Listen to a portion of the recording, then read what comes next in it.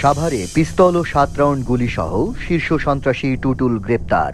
ঢাকার সাভারে মোহাম্মদ টুটুল নামে এক শীর্ষ সন্ত্রাসীকে রাইফেল, পিস্তল ও 7 রাউন্ড তাজা গুলিসহ গ্রেপ্তার করেছে পুলিশ।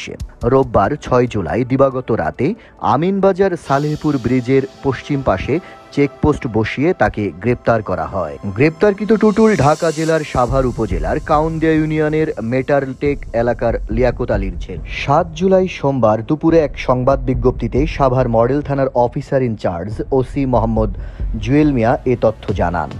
রবিবার দিবাগত রাতে গোপন সংবাদের ভিত্তিতে খবর পেয়ে আমিনবাজার পুলিশ ক্যাম্পের ইনচার্জ এসআই মোহাম্মদ ফয়সাল আলম এর নেতৃত্বে একটি টহল টিম বিশেষ চেকপোস্ট বসিয়ে রিকশা যোগে মহাসড়কের বিপরীত দিক থেকে আসা রিকশার গতিরোধ করে রিকশায় থাকা টুটুলের দেহ তল্লাশি করে। এ সময় তল্লাশিকালে তার কাছ থেকে একটি পিস্তল, 7 রাউন্ড তাজা গুলি ও 1 রাউন্ড ব্যবহৃত গুলির খোসা উদ্ধার করা হয়।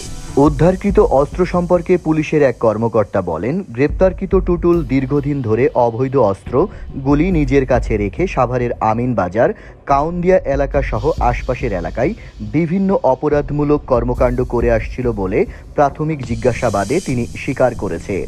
তার আরও 2 সহযোগীর তথ্য পাওয়া গেছে। গ্রেপ্তার মোহাম্মদ টুটুল সহ 3 জনের বিরুদ্ধে অস্ত্র আইনে মামলা দায়ের পর টুটুলকে আদালতে সোপর্দ করা ও বাকি 2 জনকে গ্রেপ্তারের জন্য পুলিশ অভিযান অব্যাহত রেখেছেন। রোমেল ইশতিয়াক, আজকের দুর্নীতি।